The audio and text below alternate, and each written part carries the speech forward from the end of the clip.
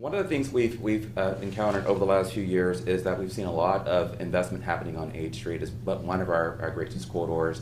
There are 9 around the entire city, and what Great Streets is an effort by the district to leverage our public efforts, either our spending or our investments, to realize private sector investments on these underinvested corridors: 7th Street, Georgia Avenue, 8th Street Northeast, Spinning Road Northeast and Southeast, MLK, South Capitol Street, Pennsylvania Avenue Southeast, Minnesota, Nanny Hill and Barrows, North Capitol, and Rhode Island Avenue Northeast. Great Street collectively touches about 60 different neighborhoods in the district. Roughly half the population of the District of Columbia are affected by the Great Streets program. It's roughly 30 linear miles of corridors that pass through these neighborhoods.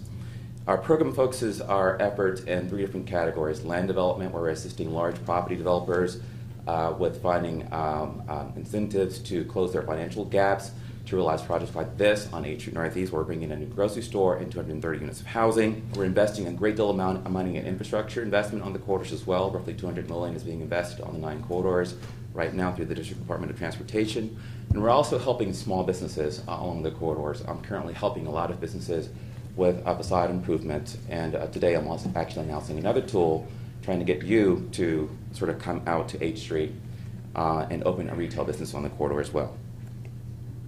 Now, many of you are probably familiar with the restaurants that have opened on 8th Street Northeast. Over the last few years, we've seen about 25 new restaurants that have opened on the corridors, and many of those include bars. Many of them are very active and lively. They're driving a lot of people down to the corridor weekend nights in particular, but that's happening throughout the entire year. The 8th Street Community Development Group and the 8th Street Main Street Group have been instrumental in sort of bringing a lot of new customers to the corridor, sort of introducing 8th Street to a lot of different people around the city through the 8th Street Festival over the last few years as well. It's grown up to about 30,000 folk that are coming out to this event. And many of you who are driving around the city are probably familiar with some of the construction that's going on there now, and hopefully this will be finished by the beginning of next year, and streetcar service will be introduced on 8th Street, stretching from Union Station all the way out to Oklahoma Avenue and Benning Road in its first phase. That's the $53 million through the District Department of Transportation. Now, this all started back in 2003, 2002, when we began working with the community to talk about 8th Street and how to take advantage of the assets on the corridor. And there are 5 different zones that we're working on in the corridor. I already mentioned the Arts and Entertainment District, where a lot of the restaurants and bars are concentrated. But there's still a need, we think, to sort of attract quality retail usage to the corridor, particularly to the shops district and the urban living sections of the corridor. We're beginning to see a lot of new investment happening, or that's in the pipeline.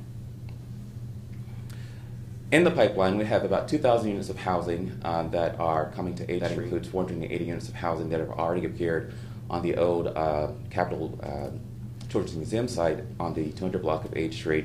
And there's more that's coming down the pipeline as well. Over 2 million square feet of office is going to be constructed on 8th Street, including Station Place and Burden Place, which will be built over the air right behind Union Station. Over 200,000 square feet of retail, and over 100 businesses have come to the corridor over the last few years. Working with DC Council, the Office of the Chief Financial Officer, and the Office of the Attorney General, we're able to convert a $25 million pool of money that is available to businesses on 8th Street to a grant fund. It was initially set up as a TIF program, but we realized that was a little bit more complicated than a lot of the small businesses would want to apply for or would see as a useful tool.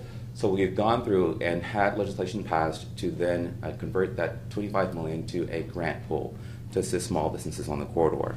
That equates to up to $3.7 million being available annually in the first 4 years and $5 million in the last year of the program to attract retailers who are selling home furnishings, apparel, books, arts, grocery, and general merchandise goods. Ineligible retailers include liquor stores, restaurants, nightclubs, hair salons, barbershops, and phone stores. The first criteria is that you do have site control. Either you own the building or you're leasing the building for at least 5 years on the corridor. You have direct frontage on 8th Street, and when we say 8th Street, that's between 3rd Street and 15th Street, and that you have at least 1,200 square feet of space within that building that you're leasing or owning. You'll be required to file a first source agreement with the District Department of Employment Services, And then we'll work with you to sort of get the highest quality impact for the improvements that we're hoping to invest in your business. The types of uses that we're looking to invest in are F&E, sort of the furnishings of the interior of the property, as well as the exterior of the property as well. We haven't yet set sort of maximum amounts for each of the eligible applicants to this program yet, but we're looking to hear from you today to find out what some of your interests are and how to sort of craft this program in such a way that it becomes a tool that that is readily accessible to you all. So.